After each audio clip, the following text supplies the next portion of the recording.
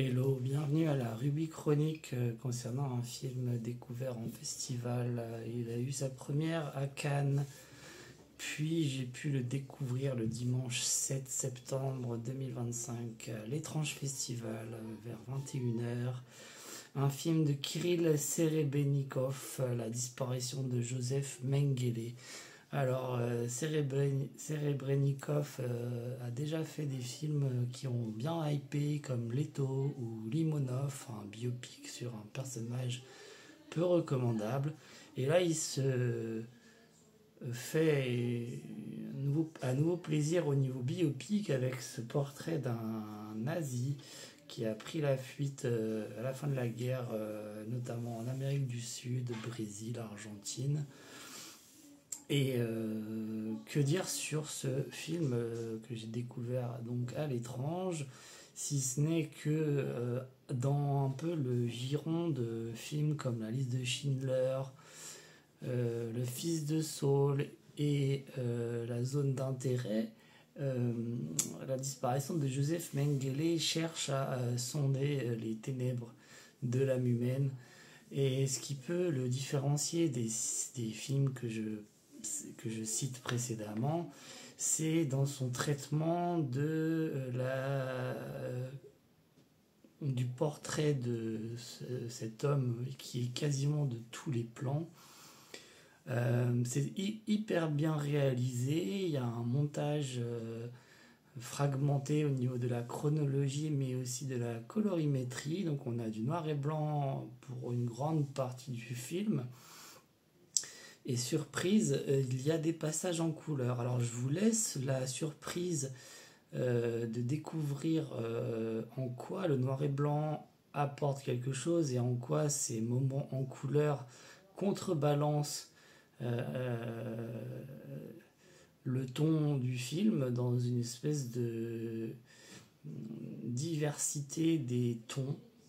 C'est ça qui est intéressant. Donc film classifié en tant que biopic ou de drame historique, à mentionner très important la performance absolument dantesque de August Dill, acteur allemand. Du coup il parle dans sa vraie langue. Le film est tourné en allemand et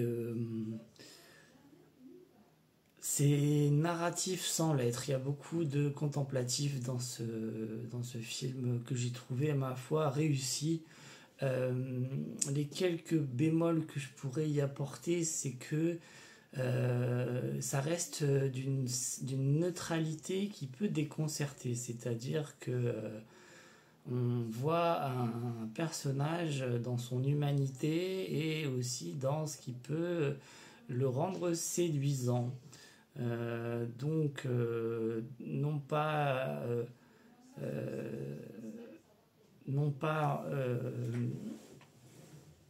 envie de ma part de faire des biopics réquisitoires assassins envers le personnage évoqué, mais j'ai trouvé que peut-être en déplaçant le point de vue de temps en temps, on aurait peut-être encore mieux senti son côté maléfique en fait.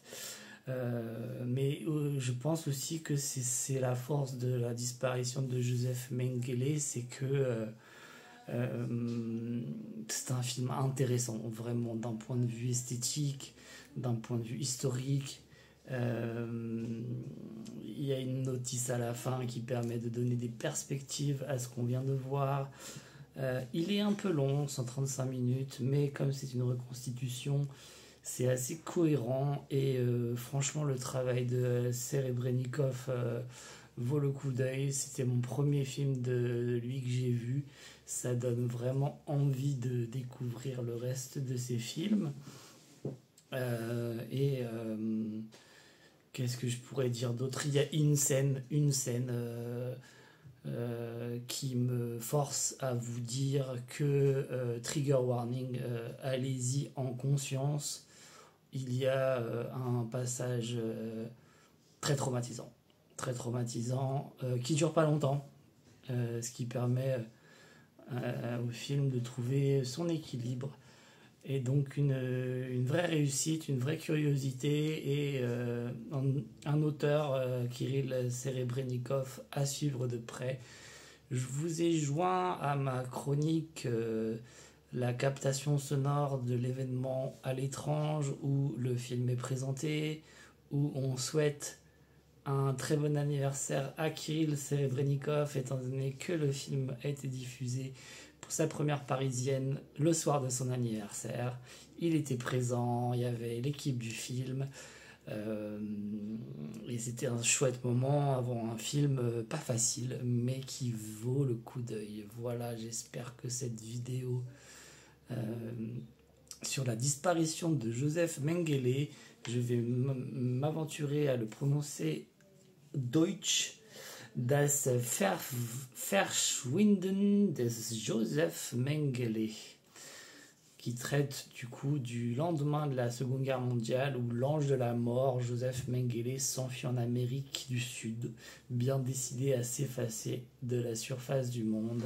On pense au Troisième Homme ou The Boys from Brazil de Franklin Schaffner. Et voici le mot du festival sur le film. Poursuivant son travail de biographe singulier, Serebrennikov s'attaque à l'une des pages les plus sombres de l'histoire avec cette adaptation terrifiante du livre d'Olivier Guèze, également présent le soir de la projection, éprouvante mais jamais complaisante. En épousant le point de vue du bourreau à la manière du récit des Bienveillantes de Jonathan Little, le cinéaste Serebrennikov questionne l'histoire et le présent, la puissance du mal, son fonctionnement cérébral et la punition incertaine qui s'abattra sur lui. Beaucoup plus épuré qu'à l'habitude, la forme entre au service de son sujet, avec une virtuosité de la narration, une attention aux gestes et au cadrage éblouissante, aidée par l'interprétation foudroyante d'Auguste Gilles, indéniablement au sommet de son art. Je vous remercie pour votre attention, j'espère que ça vous a plu et je vous dis à une prochaine vidéo débriefing de film. Le film La disparition de Joseph Mengele sort aujourd'hui, ce 22 octobre. Foncez, bye. Amis d'étrange, bonsoir, bienvenue à l'étrange festival pour ce dimanche soir, ravi que vous soyez aussi nombreux pour cette avant-première. C'est pas foncièrement le film du dimanche soir, je vous le dis, par contre c'est un très grand film, on va dire en toute modestie. Je remercie d'ailleurs Back Film Distribution, donc il y en a certains aujourd'hui dans la salle, dont on vous avoir confié cette première, parce que le film n'a jamais été montré à Paris, le film a été présenté à la Cannes première, à Cannes, mais n'a pas été montré à Paris, nous ont gardé cette exclusivité, donc je le remercie grandement. Avant, avec notre ami Joël Chapon, qui est le top pour le cinéma russe, mais là il va aussi m'accompagner pour d'autres choses, c'est exceptionnel parce que le réalisateur, j'ai juste une question, qui n'a jamais vu de film de Kirill Serebrennikov? D'accord, ben, j'espère que ça vous donne envie de voir le reste. Voilà, et effectivement, vous allez voir un grand film. C'est un peu exceptionnel ce soir parce que ce monsieur est un artiste complet, accompli et qui est surtout très pris. Il est en train de travailler donc, sur une nouvelle adaptation de Hamlet qui sera donc au Châtelet, je ne me trompe pas, au mois d'octobre. À partir du 7 octobre. À partir du 7 octobre, mais comme il aime beaucoup l'étrange festival, il a trouvé du temps avec son équipe de venir, mais ce soir c'est un petit peu particulier avant de le faire venir, donc je voudrais qu'il fasse participer la salle. En fait, c'est son anniversaire ce soir. Donc, explique-leur, on va faire un petit avec nous, Joël. Il y aura un carton, on va juste mettre un carton. Oui, pour vous faire participer, pour lui souhaiter un bon anniversaire en russe, même s'il comprend à peu près aujourd'hui toutes les langues et qu'il est toujours en train d'apprendre l'allemand, il parle aussi anglais, il a appris le français quand il était à l'école, mais on peut le faire aussi en russe avec un carton. Régis, est-ce que tu peux nous mettre le carton, s'il te plaît? Non, tu t'en es occupé cette fois. Voilà. Et donc, il nous reste à faire ça. С днем рождения, Кирилл! Пожалуйста. Allez, à Kirill. vous. Donc, Kirill. 1, 2, 3. С днем рождения, Кирилл!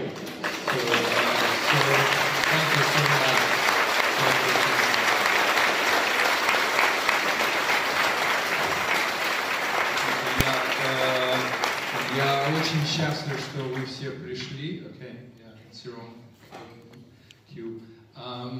Мы очень счастливы, что вы все пришли. Ah, d'accord. Je suis absolument ravi que vous soyez tous là ce soir. То есть те люди, которые пришли вечером в воскресенье, это самые верные друзья. Parce que les gens qui sortent un dimanche soir pour voir ça, c'est effectivement des amis les plus fidèles. Нам сказали, что все sold out, и мы не можем никого привести, никого больше позвать. То есть те люди, которые вот там пустые места, они передумали в последний момент. On nous avait dit d'ailleurs que ce serait complet la séance de ce soir, on ne pouvait pas inviter qui que ce soit d'autre, ce qui fait que je me dis que les places qui restent ni inoccupées, ce sont des gens qui ont juste changé d'avis. Спасибо, что вы не передумали. Donc merci de ne pas avoir changé d'avis. И что вы пришли смотреть этот сложный фильм сложный, Merci фильм неразвлекательный. Merci de venir voir ce film difficile, ce film qui est loin d'être un film d'entertainment. Нам приятно, что вчера он получил приз на фестивале немецких фильмов как лучший фильм среди немецких фильмов. On est très heureux aussi que hier nous avons reçu le prix du meilleur film allemand à une compétition de films allemands. Но все, что происходит во Франции, это другое. Mais ce qui se passe en France, c'est encore différent. И поэтому вы сегодня первые зрители. C'est pour ça que vous êtes aujourd'hui les premiers spectateurs. Выход фильма будет в октябре. Le film sortira en octobre. Но я сегодня счастлив пригласить на эту сцену рядом со мной моих товарищей, без которых этот фильм был бы невозможен. Автора книги, которая стала бестселлером, Оливье Гезе, и замечательного великого артиста Аугуста Диля. Et je suis ravi de faire venir sur cette scène des artistes grâce auxquels ce film a pu voir le jour. Donc à la fois Olivier Guèze, qui est l'auteur du roman, un best-seller que j'ai adapté pour le cinéma, et puis l'interprète principal, Monsieur August Dill.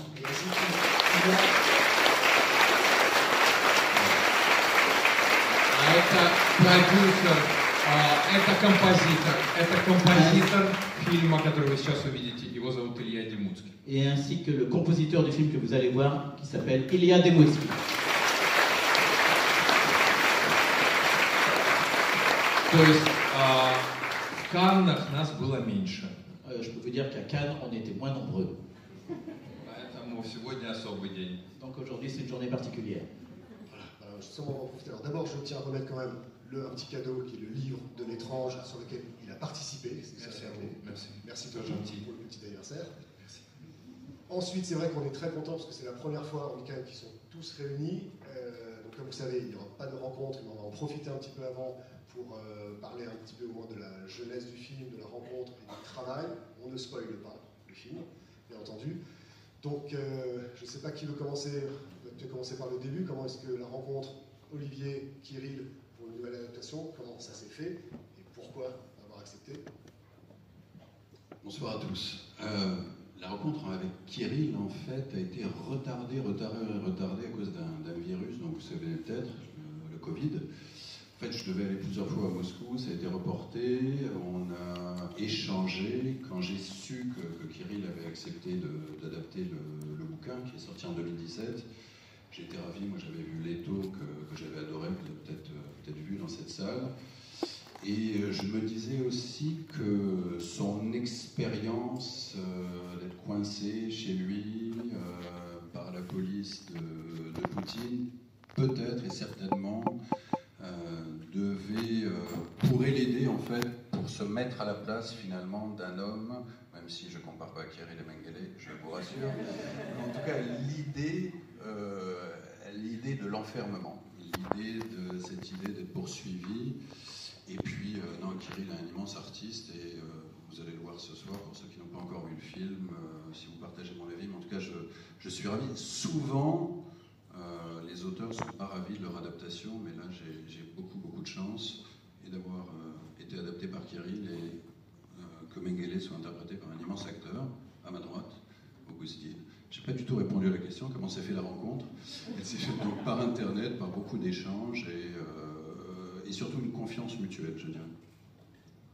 Et Kirill, justement, Je comprends tout. Oui, mais je me permets la question aussi, comment est-ce que effectivement Мы встретились Ну, вообще, как делаются фильмы делаются на небесах, так же, как рождаются дети. Почему вот собралась эта команда, да неизвестно, нет ответа. Вот так случилось. Так случилось. И то, что этот фильм выходит не год назад, а сейчас, так случилось. И то, что я встретил в Москве августа, и у нас практически не было проб, я сразу понял, что хочу снимать только этого артиста. Так случилось. И то, что с Ильей мы сделали уже несколько фильмов, и у него бешеный график, и я ему позвонил, сказал, пожалуйста, напиши музыку к фильму про Менгеля. Он сказал, да, сейчас напишу. Так случилось. Vous savez, en fait, les films, ça se crée au niveau des cieux, en fait. C'est comme les enfants. Donc, allez savoir comment ça s'est créé. Ben voilà, ça s'est créé, ça c'est comme ça. Et pourquoi est-ce que le film n'est pas sorti il y a un an? Ben voilà, c'est comme ça. Comment est-ce que effectivement j'ai rencontré Auguste Dill à Moscou? On n'a même pas fait d'essai ensemble, et puis voilà, ça s'est passé comme ça. Et puis il y a Ilya Demoutsky, avec lequel j'avais déjà travaillé plusieurs fois. Et lui, il a un emploi du temps extrêmement chargé, mais je l'ai quand même contacté pour qu'il fasse la musique de Mengele. Il m'a dit ok, donc voilà, ça s'est passé comme ça. Facile, quoi. Justement pour Auguste, qui est un acteur qu'on suit, l'année dernière, on avait présenté la première française, Boukalkov, Le Maître et Marguerite, effectivement. Vous allez le revoir demain, j'en profite normalement pour la tour de glace, je dirais, c'est bonsoir, la tour de glace. Interpréter Mengele, même si c'est à partir d'un livre, pour un acteur allemand. Bon, est-ce qu'on peut un petit peu en parler? Comment vous avez appris? Et surtout, c'est que vous l'interprétez, on ne se voit pas, mais quasiment tout le film, à tous les âges. Donc, on peut un petit peu en parler. Je suis content d'être ici. Je suis content d'avoir des amis ici. Merci Kirill pour tes mots. Je sens la même chose. C'était quelque chose, oui, comme un tunnel. Je trouve, je sais pas, j'ai très hésité de faire ça. Mais maintenant, je ne le regrette pas du tout. Franchement, j'ai rien à dire, moi. Mais je suis content d'être ici. Je suis content avec ce film et on se verra après. Alors, moi, c'est bien, il ne se spoil pas.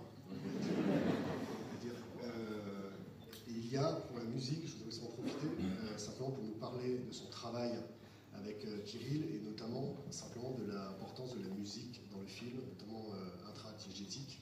Ce qui n'est pas forcément toujours le cas dans la musique, c'est-à-dire que souvent la musique du film est emportée pour amener des émotions, et là, elle est surtout marquée en rapport avec les scènes, les émotions, donc ce qu'on appelle, je crois, intradiégétique. C'est compliqué à traduire un peu.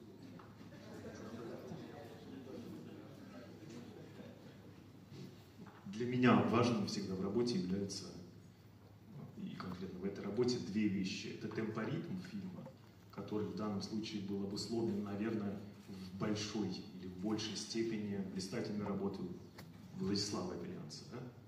То есть операторской работы. И это темпоритм, который отличается от других картин Кирилла, на мой взгляд. Немецкий монтажер. И монтаж фильма, да, и блистательное драматургическое, и музыкальное драматургическое решение режиссера. Я не буду спойлерить, но в центральной сцене звучит музыка гениального Рихарда Штрауса в самых болезненных сценах фильма. И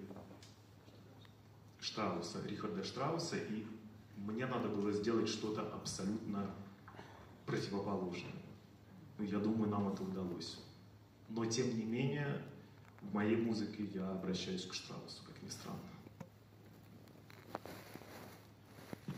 Pour moi, ce qui est toujours important lorsque j'écris la musique d'un film, c'est évidemment le tempo, le rythme. Et pour ça, j'ai été beaucoup aidé d'abord par le chef opérateur qui a insufflé un certain tempo, Vladislav Opelians, également, comme le souligne Kirill, par le monteur allemand aussi, qui a insufflé aussi ce rythme. Et puis là, il y a la dramaturgie musicale qui, elle, a été décidée, bien évidemment, par Kirill. Je ne vais pas spoiler, bien évidemment. Vous allez voir que dans la scène centrale du film, il y a Richard Strauss Et sans spoiler, je vais vous dire que moi j'ai pris le contre-pied de Richard Strauss, j'ai voulu faire le contraire, je pense que ça a réussi, et que in fine j'ai eu beau prendre le contre-pied, je suis revenu sur Richard Strauss.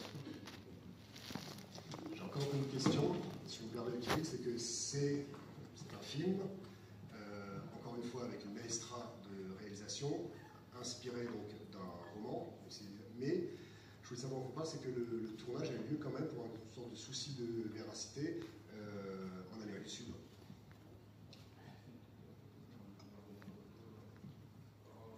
Мы снимали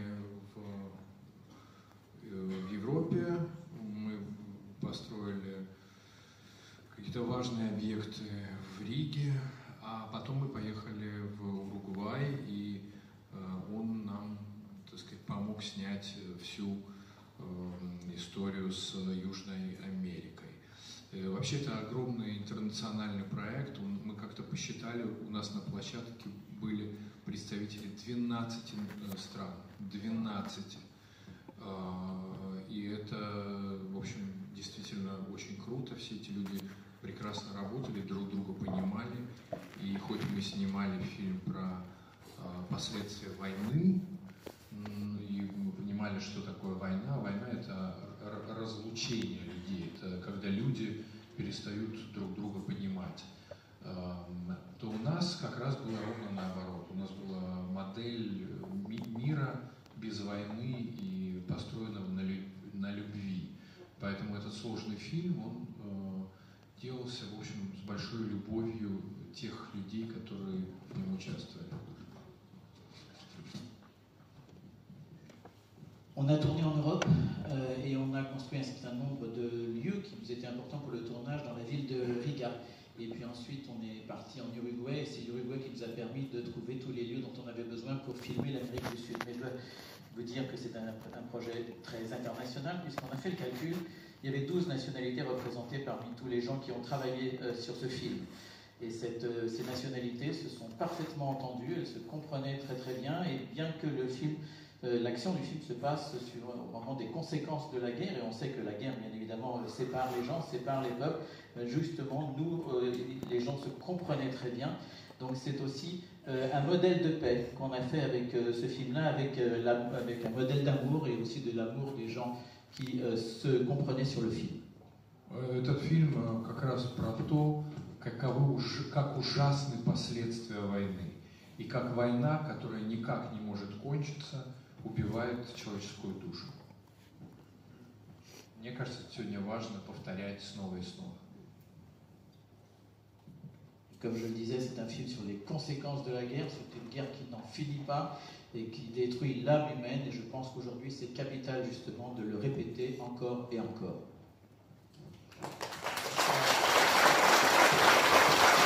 Merci beaucoup, en tout cas, grand merci d'avoir été présent. Bonne séance à vous, bon échange. Et bon anniversaire. Bon anniversaire.